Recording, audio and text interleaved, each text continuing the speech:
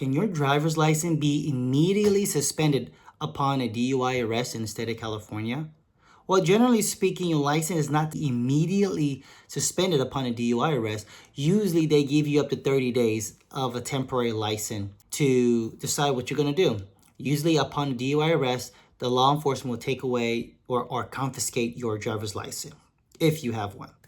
And upon confiscation, then they will provide you with a pink piece of paper typically in California. And that piece of paper is essentially your temporary driver's license, and it's good up for up to 30 days.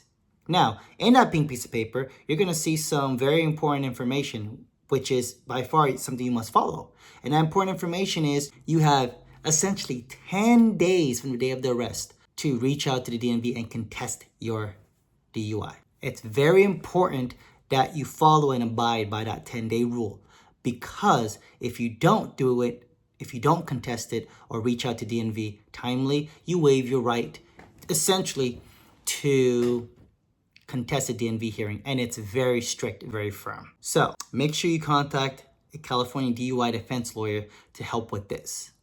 Now, if you do not do anything and you decide to just let your license get suspended, then essentially upon the 30 days, your license will be suspended depending on, well, how many DUIs you got, and also will depend on if you refuse and not refuse. Generally speaking, if you didn't refuse, it's your first time DUI, then typically your license will be suspended for 3 to 4 months. Now, generally speaking, if there was a refusal that took place, your license could be suspended for up to 1 year. Regardless whether you refused or you did the chemical test, the most important part is you always want to contest the DMV hearing, because you never know what the outcome of the hearing would be. Though it's very difficult because the DMV hearing officer is the judge, jury, and executioner, you still want to take the time to contest it and fight it, because at the end of the day, you never know. It's like the saying goes, you miss 100% of the shots you do not take. And these are one of the shots that you should take regardless of where you're shooting from.